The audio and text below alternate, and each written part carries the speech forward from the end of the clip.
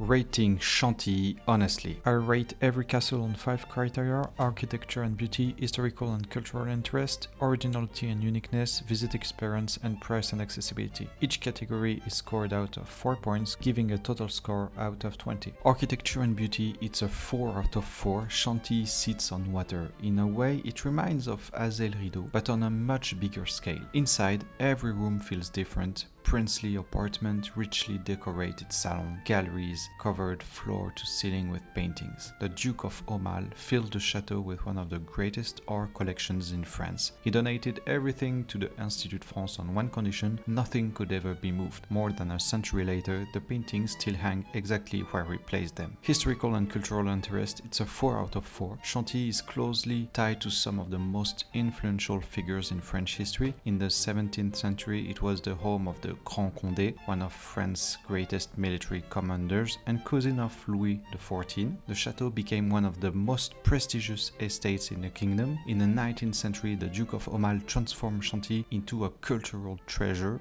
assembling one of the finest art collections in France before donating it to the nation. And during World War I, the castle served as the headquarters of Marshal Joffre, where Allied strategy was coordinated. And the famous Chantilly cream takes its name from the estate.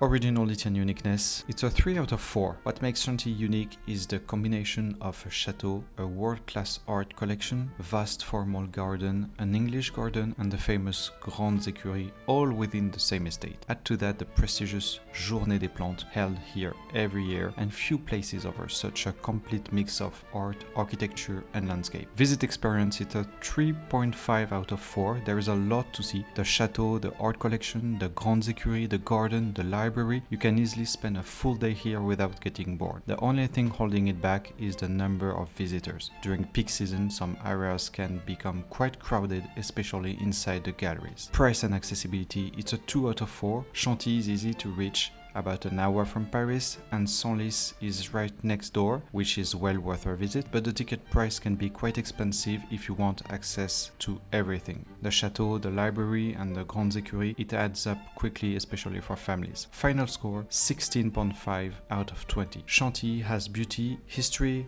art, one of the biggest old painting collections after the Louvre, and some of the finest gardens in France. It's one of the most complete castle experiences you'll find anywhere in the country, and this is why I would come back without any doubt.